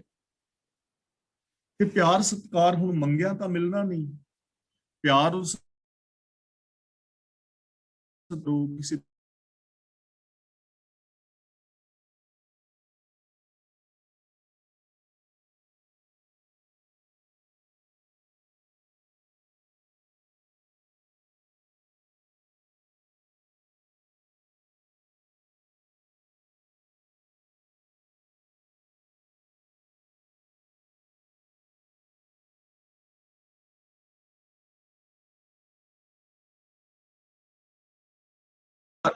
ਘਰ ਬੈਠਾ ਹੈ ਤੇ ਘਰ ਬੈਠਾ ਹੀ, ਜਿਸ ਤਰ੍ਹਾਂ ਹੁਣ ਮੈਂ ਹਾਂ ਜਾਂ ਤੁਸੀਂ ਹੋ, ਤਾਂ ਅਸੀਂ ਸਾਰੇ ਬੇਸ਼ੱਕ ਇਹ ਜ਼ਿਆਦਾ ਹੈ, ਅਸੀਂ ਕੰਪਿਊਟਰ, ਬੇਸਿਕ ਕੰਪਿਊਟਰ ਦੀ ਟ੍ਰੇਨਿੰਗ ਲੈ ਸਕਦੇ ਹਾਂ, ਫੋਨ ਚਲਾਉਣਾ ਸਿੱਖ ਸਕਦੇ ਹਾਂ, ਹੋਰ ਗਾਰਡਨਿੰਗ ਹੈ, ਕਈ ਕੁਛ ਜੋ ਮਰਜ਼ੀ ਅਸੀਂ ਗਿਆਨ ਜਿੰਨਾ ਮਰਜ਼ੀ ਹਾਸਲ ਕਰ ਸਕਦੇ ਹਾਂ।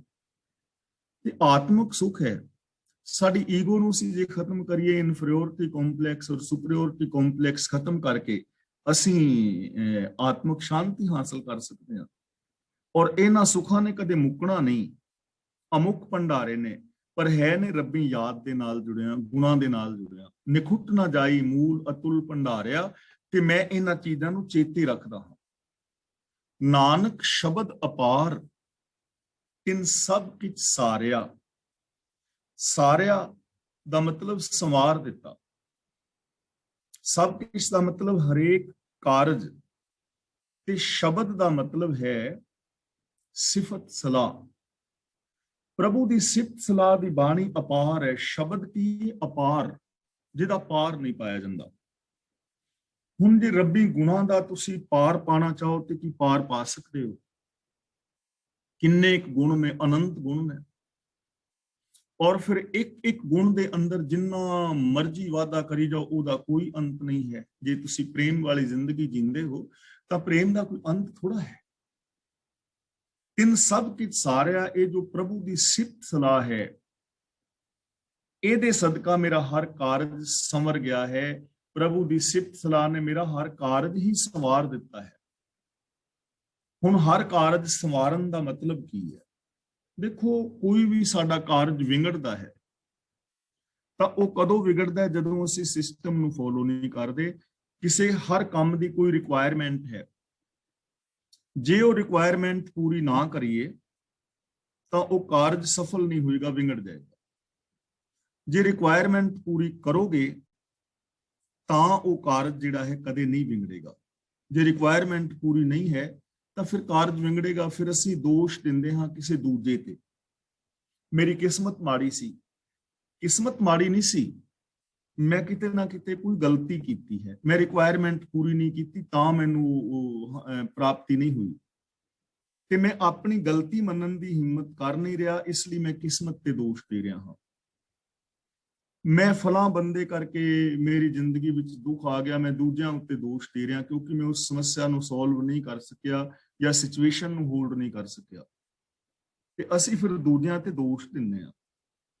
ਕੋਈ ਬੀਬੀ ਆਪਣੇ ਘਰ ਵਾਲੇ ਨੂੰ ਕਹਿ ਰਹੀ ਸੀ ਕਿ ਆ ਤਵਾ ਕਿਹੜੀ ਦੁਕਾਨ ਤੋਂ ਲਿਆਏ ਹੋ? ਕਹਿਣ ਲੱਗਾ ਫਲਾਂ ਬੰਦੇ ਦੀ ਦੁਕਾਨ ਤੋਂ। ਕਹਿੰਦੀ ਤੁਹਾਨੂੰ ਨਹੀਂ ਅਕਲ ਆਉਣੀ ਕਦੇ ਵੀ, ਪਤਾ ਨਹੀਂ ਕਿੱਥੋਂ ਕਿੱਥੋਂ ਸਮਾਨ ਖਰੀਦ ਕੇ ਲਿਆਉਂਦੇ, ਇਹ ਤਵਾ ਦੇ ਉੱਤੇ ਸਾਰੀਆਂ ਰੋਟੀਆਂ ਸੜ ਗਈਆਂ ਨੇ। ਆਪਣੀ ਗਲਤੀ ਨਹੀਂ, ਪਿਆਗ ਤੇਜ਼ ਸੀ ਜਾਂ ਕੁਛ, ਤਵੇ ਦੀ ਗਲਤੀ ਕੱਢੀ, ਇਹ ਘਰ ਵਾਲੇ ਦੀ ਗਲਤੀ ਕੱਢੀ। ਮਤਲਬ ਬੰਦਾ ਨਾ ਦੂਜਿਆਂ ਤੇ ਦੋਸ਼ ਦਿੰਦਾ ਹੈ, ਰਿਕੁਆਇਰਮੈਂਟ ਨਾ ਹਰ ਚੀਜ਼। ਤਾਂ ਗੁਰੂ ਜੀ ਕਹਿੰਦੇ ਨੇ ਨਾਨਕ ਸ਼ਬਦ ਅਪਾਰ, ਜੋ ਪ੍ਰਭੂ ਦੀ ਸਿਫਤ ਸਲਾਹ ਹੈ ਇਹ ਅਪਾਰ ਹੈ, ਇਹਦੀ ਅਪਰੰਪਾਰ ਮਹਿਮਾ ਹੈ। ਜੋ ਵੀ ਰੱਬੀ ਰਜਾ ਵਿੱਚ ਤੁਰਦਾ ਹੈ, ਰੱਬੀ ਗੁਣਾਂ ਨੂੰ ਗਾਉਂਦਾ ਹੈ, ਰੱਬੀ ਗੁਣ ਰੱਬੀ ਰਜਾ ਉਹਦੇ ਸਾਰੇ ਕਾਰਜ ਸਵਾਰ ਦਿੰਦੀ, ਉਹਦੇ ਹਰ ਕਾਰਜ ਦੇ ਵਿੱਚੋਂ ਫਿਰ ਖੁਸ਼ੀ ਉਪਜਦੀ ਹੈ। ਰੀਜਨ ਇਹ ਹੈ ਕਿ ਉਹਦਾ ਬੇਸ ਗੁਣ ਹੈ। ਜਦੋਂ ਗੁਣ ਤੁਹਾਡੀ ਜ਼ਿੰਦਗੀ ਦਾ ਬੇਸ ਹੋਏਗਾ ਤਾਂ ਫਿਰ ਜੀਵਨ ਦੇ ਅੰਦਰੋਂ ਖੁਸ਼ੀ ਪੈਦਾ ਹੋਏਗੀ। ਜਦੋਂ ਸਿਸਟਮ ਨੂੰ ਫੋਲੋ ਕਰਾਂਗੇ ਤਾਂ ਅਸੀਂ ਕਾਮਯਾਬ ਵੀ ਹਰ ਥਾਂ ਦੇ ਉੱਤੇ ਹੋਵਾਂਗੇ। ਮਹਿਲਾ ਪੰਜਵਾਂ, ਸਿੱਖੋ ਸ਼ਬਦ ਪਿਆਰਿਓ ਜਨਮ ਮਰਨ ਕੀ ਟੇਕ। ਇੱਥੇ ਸਿੱਖੋ ਸ਼ਬਦ ਜਿਹੜਾ ਨਾ, ਇਹ ਸਿੱਖਾਂ ਵਾਸਤੇ ਨਹੀਂ ਹੈ। ਅਸੀਂ ਆਮ ਕਰਕੇ ਸਮਝਦੇ ਹਾਂ ਕਿ ਸ਼ਬਦ ਸਿੱਖਾਂ ਵਾਸਤੇ ਹੈ। ਇਹ ਸਿੱਖੋ ਸ਼ਬਦ ਸਿੱਖਣ ਵਾਸਤੇ ਹੈ। ਸਿੱਖੋ ਯਾਨੀ ਤੁਸੀਂ ਸਿੱਖੋ, ਹਰ ਬੰਦਾ ਸਿੱਖੇ, ਸਿੱਖ ਲਓ, ਚੇਤੇ ਰੱਖਣ ਦੀ ਆਦਤ ਬਣਾਓ। ਜਿਵੇਂ ਅਸੀਂ ਕਹਿੰਦੇ ਨਾ, ਕੰਮ ਸਿੱਖ ਲੈ, ਰੋਟੀਆਂ ਪਕਾਣੀਆਂ ਸਿੱਖ ਲੈ ਤਾਂ ਇਹ ਤੇਰੇ ਕੰਮ ਆਉਣਗੀਆਂ। ਬੱਚਿਓ, ਕੁਝ ਚੰਗੇ ਕੰਮ ਕਰਨੇ ਸਿੱਖੋ। ਇੱਥੇ ਸਿੱਖੋ ਦਾ ਮਤਲਬ ਸਿੱਖੋ, ਕੋਈ ਚੀਜ਼ ਟ੍ਰੇਨਿੰਗ ਲਓ। ਸਿੱਖੋ ਸ਼ਬਦ ਪਿਆਰਿਓ ਜਨਮ ਮਰਨ ਕੀ ਟੇਕ। ਇਹ ਪਿਆਰੇ ਸੱਜਣੋ, ਗੁਰਬਾਣੀ ਨੂੰ ਚੇਤੇ ਰੱਖਣ ਦੀ ਆਦਤ ਬਣਾਓ। ਸ਼ਬਦ ਦਾ ਮਤਲਬ ਹੁਕਮ, ਸ਼ਬਦ ਦਾ ਮਤਲਬ ਸਿਫਤ ਸਲਾਹ। ਕਿ हे ਪਿਆਰਿਓ, ਸ਼ਬਦ ਸਿੱਖੋ। शब्द सिखो का मतलब प्रभु की सिफत सलाह करनी सीखो, पॉजिटिव सोचना, पॉजिटिव बोलना, पॉजिटिव रहना सीखो। गुणा बारे सोचना, गुणा बारे बोलना, गुणा नूं अपने अंदर वसाना, मन वचन कर्म करके गुणा दे धारनी रहना, गुणा नूं इंप्लीमेंट करना, ये चीज सीखो। रब्बी रजा विच रहना सीखो। प्यारिओ गुरबाणी अनुसार जिंदगी जीना सीखो। सिखो शब्द प्यारिओ, हुण इहनूं पिछले पासे पढ़ो, प्यारिओ शब्द सिखो, आप ही अर्थ साफ हो जाएगा। सिखो शब्द प्यारे हो, हुण प्यारे हो तो पिछले पासे पढ़ोगे ना, प्यारे हो शब्द सिखो। शब्द का मतलब प्रभु की सिफत सलाह कि हे प्यारे हो, जे जीवन विच सुख चाहते हो, शांति चाहते हो, खेड़ा चाहते हो, प्रसन्नता चाहते हो, तां जीना सिखो, प्रभु की सिफत सलाह सिखो, रब की रजा विच रहना सिखो। जन्म मरण की टेक, जन्म मरण का मतलब जन्म तो लैके मरण तक दी टेक का मतलब आसरा। ये जो शब्द है, जो सिफत सलाह है, ये जन्म तो लैके मरण तक का आसरा है, सारे जीवन का, सारे जीवन का आसरा है। क्योंकि जो हुक्म है, रब्बी रजा है, जन्म भी ਉਹਦੇ ਵਿੱਚ है, मौत भी है, सुख भी दुख भी, ये ਅਸੀਂ जपजी साहब ਵਿੱਚ खुल के विचार रहे हैं। हुक्मी होवन आकार, हुक्म ना कहा जाई, हुक्मी होवन जी, हुक्म मिले वड्याई, हुक्मी उत्तम नीच, हुक्म लिख दुख सुख पाई है, सारा कुछ हुक्म ਵਿੱਚ है ना। सारे जन्म दी जीवन दी ये टेक है, आसरा है। सारी जिंदगी ਇਹਦਾ आसरा लिया जा सकता है, और सारी जिंदगी ਇਹਦਾ आसरा लो, जन्म तो लैके मरण तक का आसरा है। इसलिए प्यारे शब्द सिखो, बाणी अनुसार जिंदगी जीना सिखो, प्रभु की सिफत सलाह सिखो, गुरु के उपदेश नूं सिखो, गुरु की फिलोसफी नूं समझो। शब्द का मतलब उपदेश, शब्द का मतलब प्रभु की सिफत सलाह, प्रभु का हुक्म, इन्हां चीज़ां नूं सिखो, इन्हां नूं चेते रखो। ऐसी जिंदगी जीनी सिखो प्यारिओ, ये जन्म तो लैके मरण तक सारे जीवन का आसरा है। ਇਹਦੇ ਨਾਲ ਕੀ ਹੋਏਗਾ? ਜੇ ऐसी जिंदगी सीख लोगे, फिर की होएगा? मुख उज्जल सदा सुखी, नानक सिमरत एक। सिमरत का मतलब सिमरदियां, याद रखदियां, जे इन्हां चीज़ां नूं याद दे अंदर टिका लईए। मुख उज्जल, मुख हमेशा उज्जवल रहेगा, ਤੁਹਾਨੂੰ ਕਿਤੇ ਮੂੰਹ ਛੁਪਾਣਾ नहीं पवेगा। जिथे जाओगे मान मिलेगा, आदर मिलेगा, ते सदा सुखी भी रहोगे, अंदरों भी सुखी रहोगे, बाहरी तौर ते मान आदर और सत्कार भी मिलेगा। कई लोग ने ना, उन्हां दे मुख उज्जवल नहीं, मूंह दे उत्ते दाग ने, धब्बे ने। ਇਹਦਾ मतलब ਇਹ नहीं कि अकालियां छाइयां, ਇਹ ਧੱਬੇ नहीं, विकारां दे धब्बे, पापां दे धब्बे। ऐसे धब्बे मनुख ने इंसानियत दे मत्थे ते लवा दिते ने, जिन्हां नूं मिटाना ही बड़ा औखा है।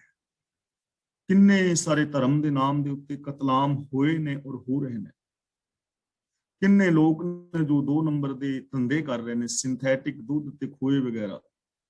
ते हुण करोना काल दे विच पिछे एक वीडियो वायरल हुई सी, उहदी सच्चाई तां ओह ही जानन बनाउण वाले, पर किन्ने करोड़ वैक्सीन ही जिहड़ियां डुप्लीकेट बना दित्तियां गईयां। इस तो वड्डा धब्बा होर की हो सकदा है? एक पासे ते महामारी फैली होवे, लाशां नूं संस्कार वास्ते जगह ना मिल रही होवे, ते दूजे पासे कुछ लोग ਉਹਨੂੰ ਵੀ कमाई का साधन बना लेने। इस तो वड्डा धब्बा की होगा? ਤਾਂ मुख उज्जवल किदा हुंदा है?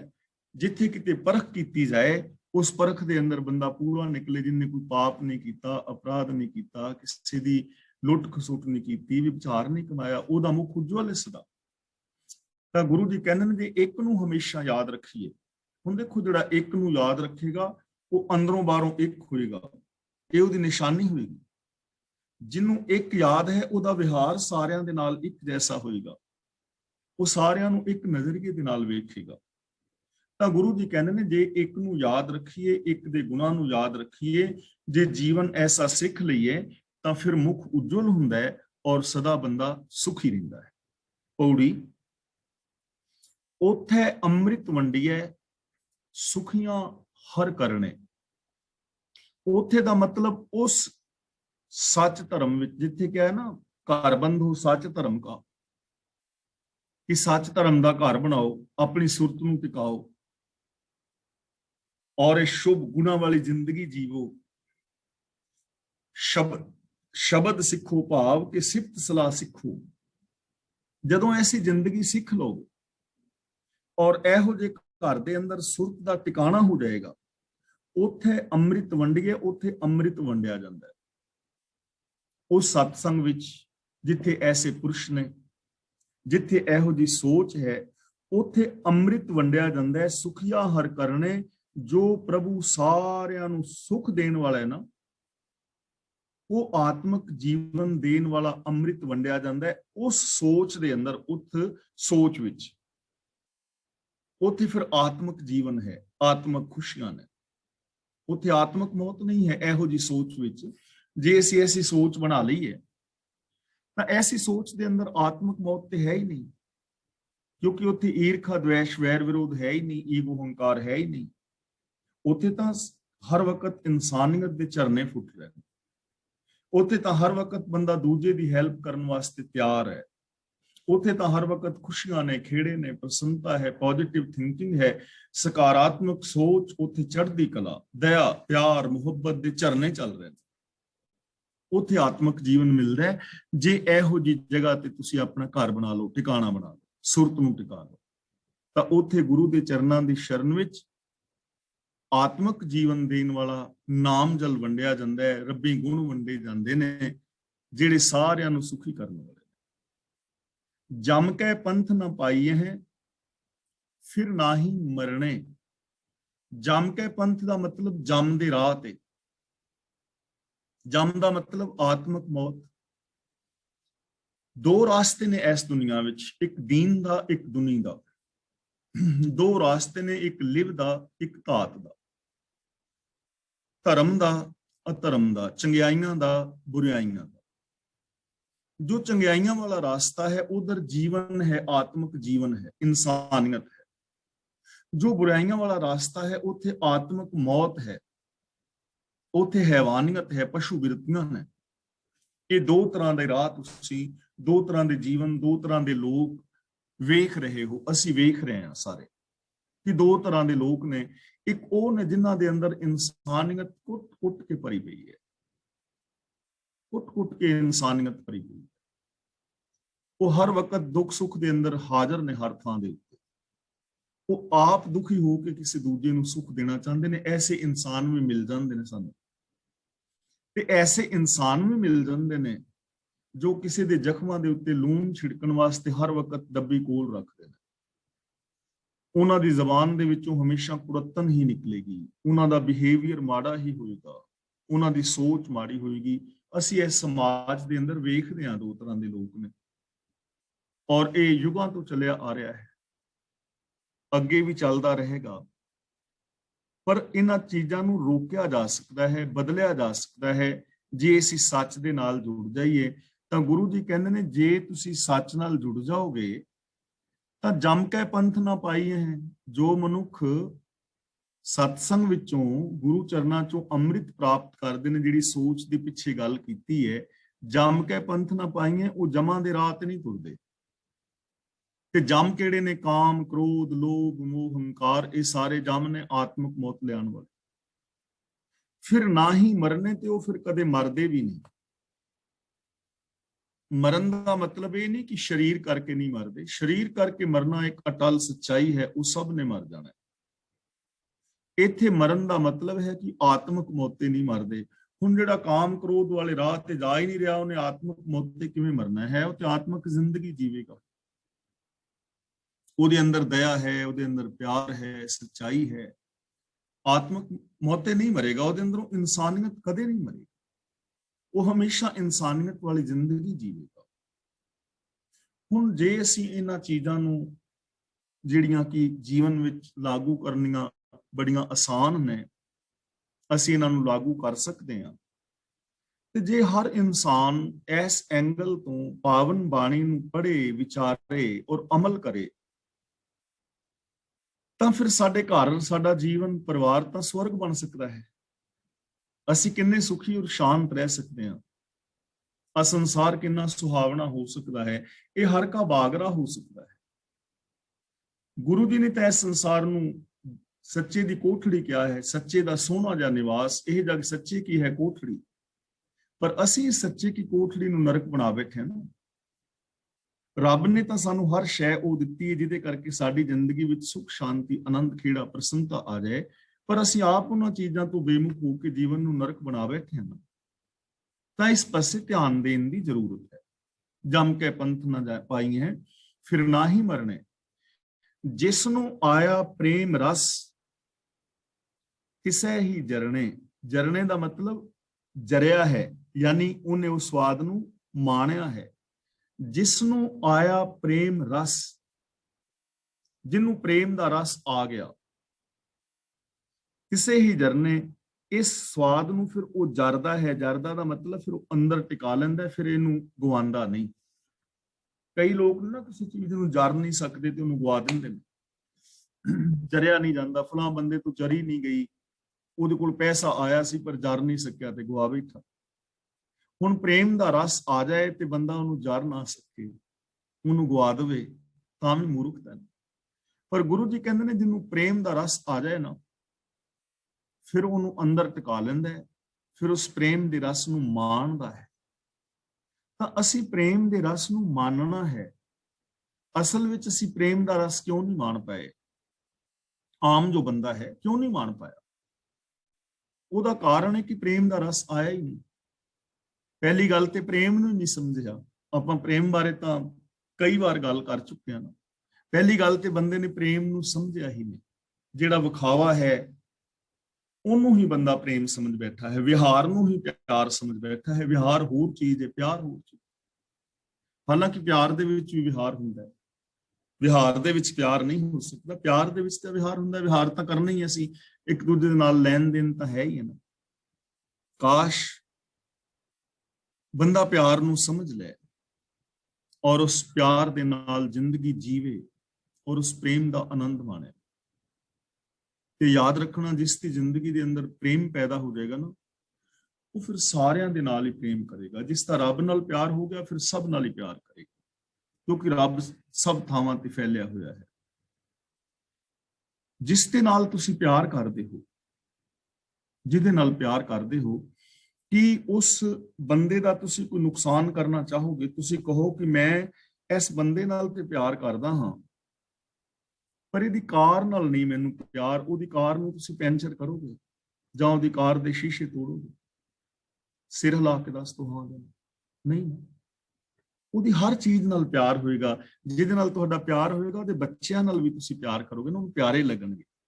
ਉਹਦਾ ਘਰ, ਉਹਦੀ ਜ਼ਮੀਨ ਜਾਇਦਾਦ, ਉਹਦੀ ਹਰ ਸ਼ੈ ਪਿਆਰੀ ਲੱਗੇਗੀ।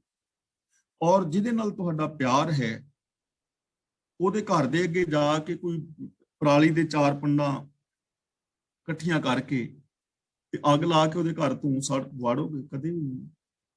ਐਸਾ ਨਹੀਂ ਕਰੋਗੇ ਨਾ। ਤੇ ਜੇ ਤੁਹਾਨੂੰ ਰੱਬ ਦੇ ਨਾਲ ਪਿਆਰ ਹੋਵੇ, ਤਾਂ ਫਿਰ ਰੱਬ ਦੇ ਇਸ ਪੈਦਾ ਕੀਤੇ ਸੰਸਾਰ ਨੂੰ ਗੰਦਾ ਕਰੋਗੇ, ਵਨਸਪਤੀ ਨੂੰ ਨੁਕਸਾਨ ਪਹੁੰਚਾਓਗੇ, ਪਾਣੀ ਨੂੰ ਨੁਕਸਾਨ ਪਹੁੰਚਾਓਗੇ, ਹਵਾ ਨੂੰ ਪ੍ਰਦੂਸ਼ਿਤ ਕਰੋਗੇ, ਜਾਂ ਜੋ ਰੱਬ ਦੇ ਬੱਚੇ ਨੇ, ਇੱਕ ਪਿਤਾ ਇੱਕ ਕੇ ਹਮ ਬਾਰਿਕ ਸਾਰੀ ਮਨੁੱਖਤਾ, ਇਹਨਾਂ ਦਾ ਨੁਕਸਾਨ ਕਰੋਗੇ, ਇਹਨਾਂ ਨਾਲ ਈਰਖਾ ਕਰੋਗੇ, ਦੁਵੇਸ਼ ਕਰੋਗੇ? ਨਹੀਂ ਨਾ। ਜਿਹਦਾ ਰੱਬ ਨਾਲ ਪਿਆਰ ਹੋਏਗਾ, ਉਹਦਾ ਹਰ ਸ਼ੈ ਨਾਲ ਹੀ ਪਿਆਰ ਹੋਏਗਾ। ਤੇ ਜੇ ਅਸੀਂ ਦੁਨਿਆਵੀ ਤੌਰ ਤੇ ਵੀ ਲਈਏ, ਮੰਨ ਲਓ ਮੇਰਾ ਆਪਣੇ ਪਰਿਵਾਰ ਨਾਲ ਪਿਆਰ ਹੈ, ਮੇਰਾ ਬੇਟਾ ਹੈ, ਨੂੰਹ ਹੈ ਜਾਂ ਪਰਿਵਾਰ, ਮੈਂ ਇੰਨੀ ਕੀ ਗੱਲ ਕਰਾਂ ਕਿ ਮੇਰਾ ਪਰਿਵਾਰ ਨਾਲ ਪਿਆਰ ਹੈ, ਤਾਂ ਜੇ ਮੇਰਾ ਪਰਿਵਾਰ ਦੇ ਨਾਲ ਪਿਆਰ ਹੈ, ਤਾਂ ਜਿਸ ਹਵਾ ਦੇ ਵਿੱਚ ਮੇਰਾ ਪਰਿਵਾਰ ਸਾਹ ਲੈ ਰਿਹਾ ਹੈ, ਜਿੱਥੋਂ ਉਹਨੂੰ ਜੀਵਨ ਮਿਲਣਾ ਹੈ, ਕੀ ਮੈਂ ਉਸ ਹਵਾ ਨੂੰ ਪ੍ਰਦੂਸ਼ਿਤ ਕਰਾਂਗਾ? ਜੇ ਮੈਂ ਉਸ ਹਵਾ ਨੂੰ ਪ੍ਰਦੂਸ਼ਿਤ ਕਰ ਰਿਹਾ, ਤਾਂ ਮਤਲਬ ਮੇਰਾ ਆਪਣੇ ਪਰਿਵਾਰ ਨਾਲ ਪਿਆਰ ਨਹੀਂ, ਕਿਉਂਕਿ ਉਹਨਾਂ ਨੇ ਸਾਹ ਲੈਣਾ ਨਾ, ਉਹਨਾਂ ਦੀ ਮੌਤ ਹੋਈ। ਤਾਂ ਜਦੋਂ ਪਿਆਰ ਹੋਏਗਾ ਤਾਂ ਪੂਰੀ ਦੁਨੀਆ ਵਾਸਤੇ ਫਿਰ ਪਿਆਰ, ਹਰ ਸ਼ੈ ਵਾਸਤੇ ਪਿਆਰ ਹੀ ਫੈਲੇਗਾ, ਅੰਦਰ ਰਸ ਪੈਦਾ ਹੋਏਗਾ, ਔਰ ਫਿਰ ਉਹ ਉਸ ਨੂੰ ਜਰੇਗਾ, ਉਹਨੂੰ ਟਿਕਾ ਕੇ ਅੰਦਰ ਰੱਖੇਗਾ, ਉਹਨੂੰ ਮਾਣੇਗਾ। ਜਿਨ੍ਹਾਂ ਨੂੰ ਇਹ ਪ੍ਰੇਮ ਦਾ ਰਸ ਆ ਗਿਆ, ਫਿਰ ਉਸ ਪ੍ਰੇਮ ਦੇ ਰਸ ਨੂੰ ਮਾਣਦੇ ਨੇ। ਇਸ ਲਈ ਸਾਡਾ ਇਸ ਕਲਾਸ ਵਿੱਚ ਆਉਣ ਦਾ ਤਾਂ ਹੀ ਫਾਇਦਾ ਹੈ, ਬਾਣੀ ਪੜ੍ਹਨ ਦਾ, ਘਰ ਬਹਿ ਕੇ ਜਾਂ ਗੁਰਦੁਆਰਾ ਸਾਹਿਬ ਜਾਂ ਕਲਾਸ ਵਿੱਚ, ਕਿ ਅਸੀਂ ਇਸ ਪਿਆਰ ਦੇ ਰਸ ਨੂੰ ਮਾਣੀਏ ਤੇ ਸਹੀ, ਪ੍ਰੈਕਟਿਸ ਤੇ ਕਰੀਏ, ਪ੍ਰੈਕਟੀਕਲ ਤਾਂ ਕਰੀਏ।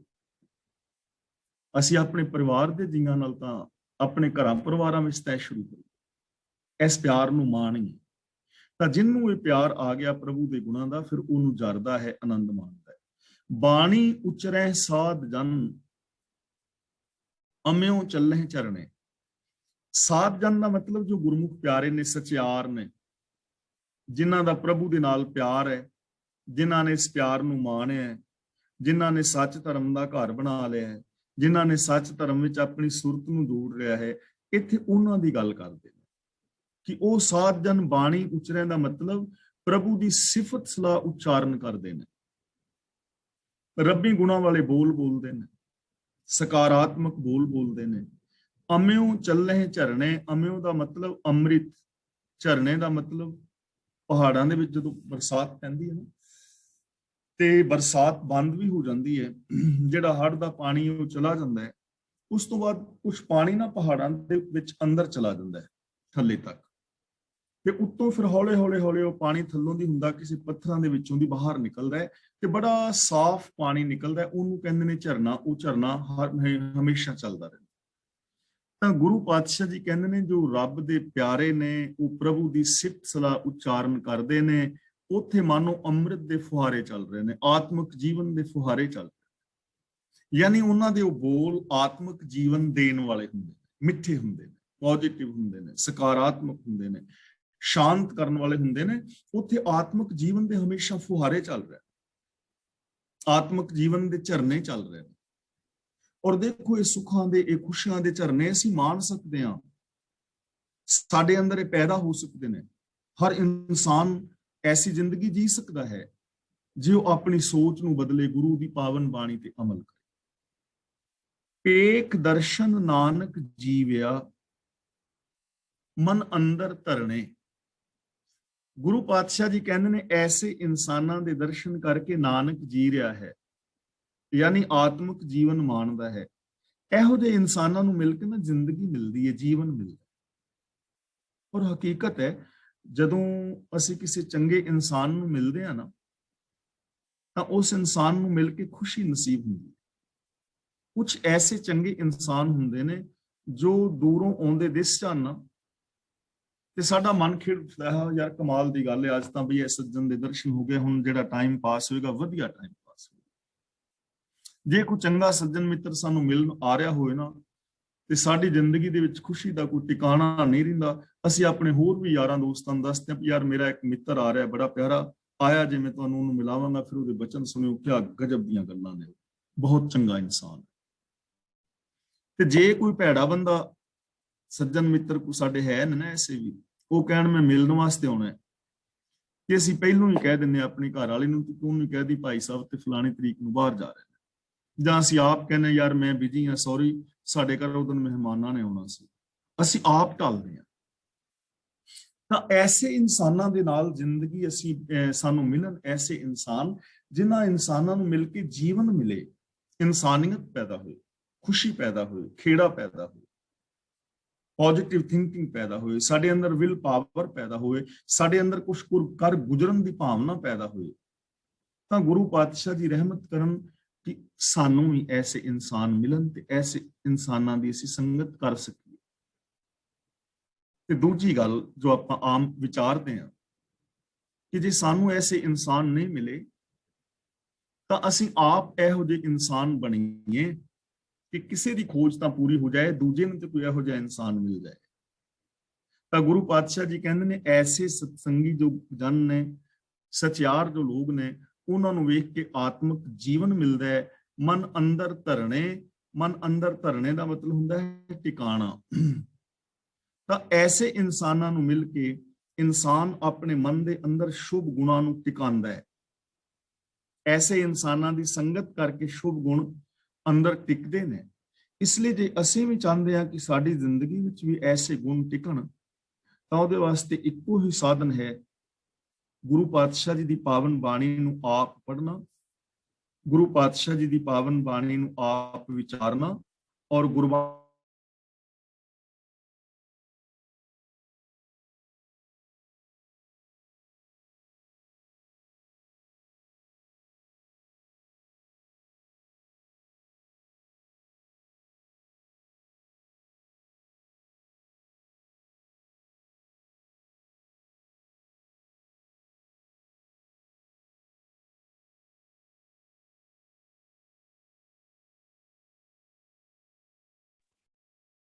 ਸੌਰੀ ਗਿਆਨੀ ਜੀ, ਅਨਮਿਊਟ ਹੋ ਗਿਆ, ਤੁਸੀਂ ਮਿਊਟ ਕੱਢਿਆ।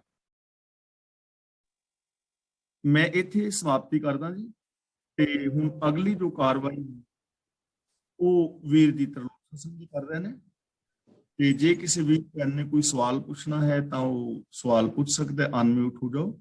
ਔਰ ਜੇ ਕਿਸੇ ਨੇ ਆਪਣੇ ਵਿਊਜ਼ ਦੇਣੇ ਨੇ ਤੇ ਉਹ ਆਪਣੇ ਵਿਊਜ਼ ਦੇ ਸਕਦੇ ਹੋ। ਸੌਰੀ ਆ ਥੋੜੀ ਜਿਹੀ ਡਿਸਟਰਬੈਂਸ ਆ ਗਈ, ਉਹਦੇ ਵਾਸਤੇ ਸੌਰੀ। ਤੇ ਅਨਮਿਊਟ ਹੋ ਜਾਓ ਜਿਸ ਵੀ ਕਿਸੇ ਵੀਰ ਭੈਣ ਨੇ ਆਪਣੇ ਵਿਊਜ਼ ਦੇਣੇ ਨੇ। ਵਾਹਿਗੁਰੂ ਜੀ ਕਾ ਖਾਲਸਾ, ਵਾਹਿਗੁਰੂ ਜੀ।